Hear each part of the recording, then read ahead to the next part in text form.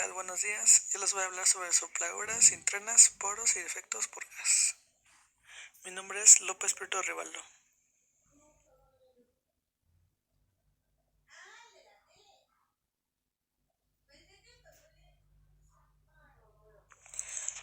Y bueno, les empezaré a hablar sobre la definición del defecto. El defecto es cuando la discontinuidad es inaceptable de acuerdo con un criterio establecido.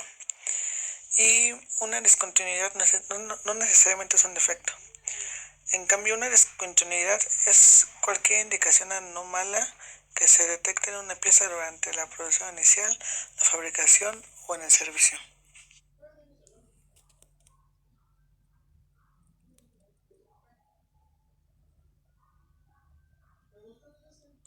Y bueno, existen varios tipos de defectos, los cuales se dividen en inherentes, de proceso y de servicio.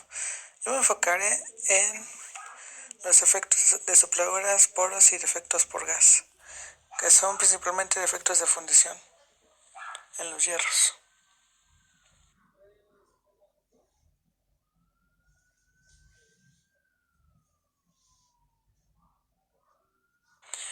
Y las sopladuras son porosidades por la generación más o menos masivas de un gas como consecuencia de la colada de los moldes.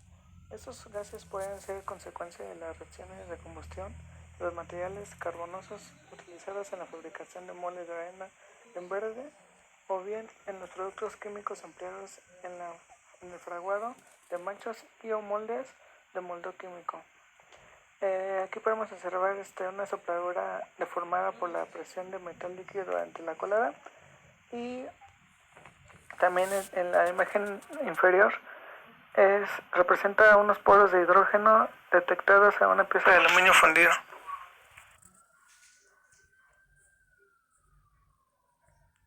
Y bueno, ese tipo de efectos se agrupan en todas aquellas porosidades provocadas por la generación más o menos masivas de un gas como consecuencia de la colada de los moldes. Es decir, las sopladuras son como un hueco esférico cilíndrico sobre la superficie o en el interior del lingote o la pieza que se vaya a fabricar. Y sus causas más comunes de la aparición de este defecto es la desgasificación o desoxidación inadecuada, la reducción de herrumbre dentro de la lingotera y la generación de gas CO debido a reacción entre el acero fundido y las aplicadoras oxidadas. Y las sopladuras superficiales son removidas por desgaste después de desmoldado. Las entrenas tienen normalmente una superficie bastante lisa.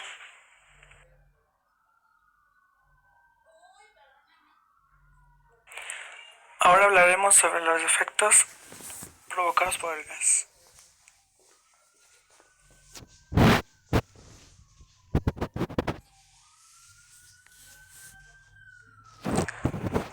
La necesidad de fundir determinados tipos de aleaciones metálicas tanto para poderse preparar químicamente significa trabajar con líquidos a altas temperaturas. En el caso de los hierros es de entre 1300 a 1400 grados centígrados por lo general. Este hecho supone que la energía térmica de los sistemas constituidos por el metal y el resto del dispositivo utilizados, que es el revestimiento del horno, cucharas y moldes, es lo suficientemente elevada como para favorecer de manera considerable la aparición de fenómenos de difusión y absorción de elementos químicos, incluso cuando el material metálico ha alcanzado ya el estado sólido.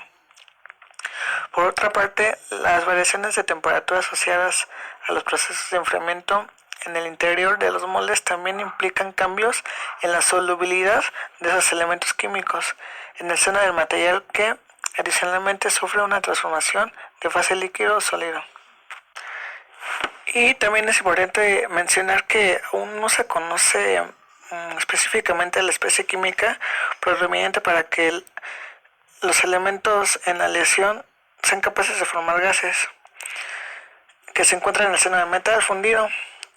Y también no parece existir demasiadas dudas sobre el hecho de que esas porosidades son el resultado bien de las reacciones químicas que generan un gas como su producto de la ecuación 1 que aparece en la diapositiva, o bien de la precipitación del propio gas como consecuencia de la saturación de este a la lesión líquida que aparece en la ecuación 2. Entonces, este tipo de gas, la saturación se alcanza como consecuencia de fenómenos de difusión y absorción, como ya había mencionado, y que se ven favorecidos en gran medida por la elevada energía térmica que existe entre metal líquido.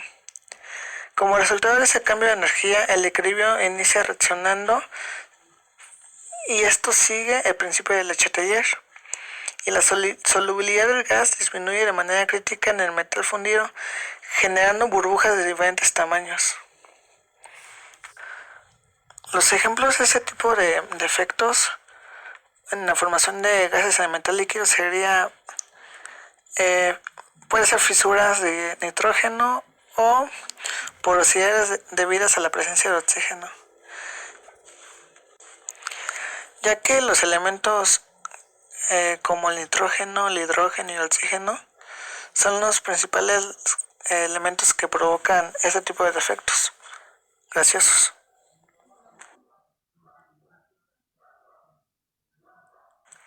Y bueno, entrando a estos defectos por gases, me centraré un poquito en los poros.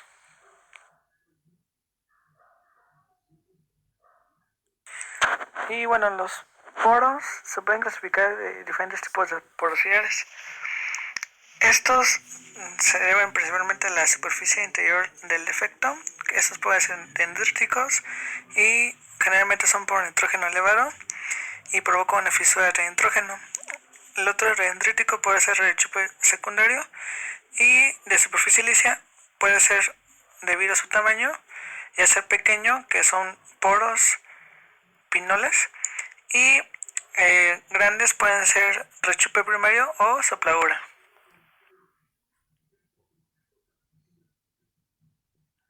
Como ya mencioné anteriormente, los tipos de porosidades de gas son generalmente por nitrógeno, hidrógeno y oxígeno,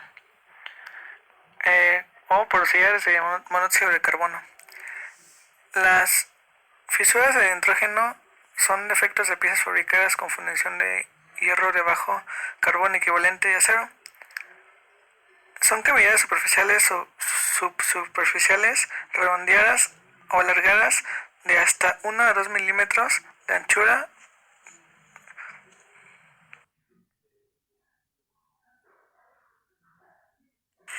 Y bueno, en la figura número 5 se muestra la variación de la solubilidad de nitrógeno en función de los elementos salientes, y en la figura 6 se muestra una porosidad debido a la presencia de oxígeno.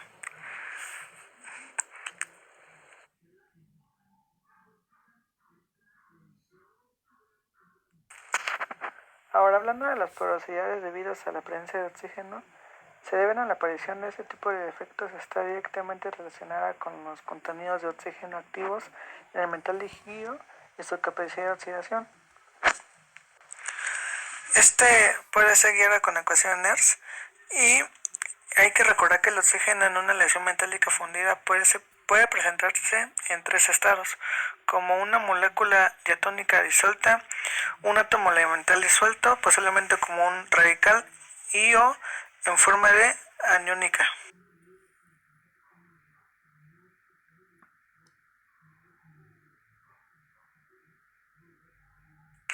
Y hay que recordar que un incremento de la energía térmica de la aleación líquida permite disponer de una mayor cantidad de oxígeno activo. Y en esta imagen, figura número 8, se muestran diferentes tipos de porosidades asociadas a contenidos elevados de oxígeno en el metal.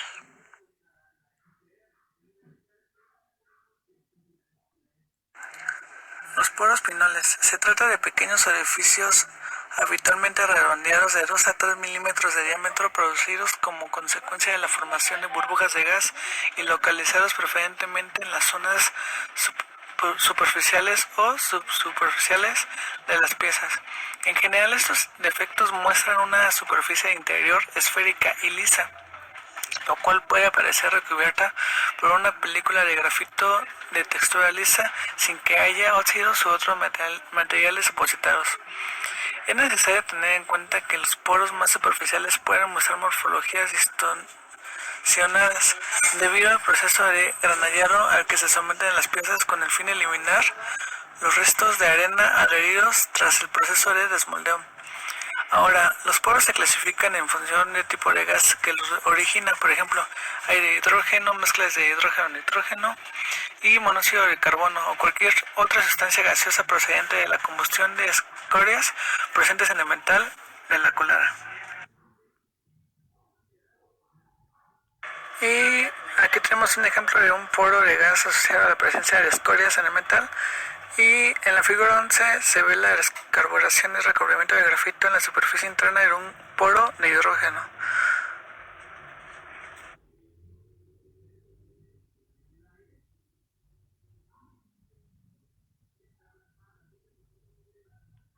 En conclusión, puedo decir que las porosidades de gas generadas durante el proceso de fundición y solidificación del metal colado en los moldes suponen la formación de discontinuidades en el material sólido obtenido. Esas irregularidades representan un serio problema a la hora de garantizar las propiedades mecánicas y tecnológicas de dicho material y por lo tanto la funcionalidad de las piezas. El conocimiento adecuado de esos defectos y sus características permite facilitar su detención y determinar las posibles causas de procesos que provocan y realizan cuando antes las acciones correctas necesarias para eliminar o minimizar su formación en los nuevos lotes de piezas fabricados.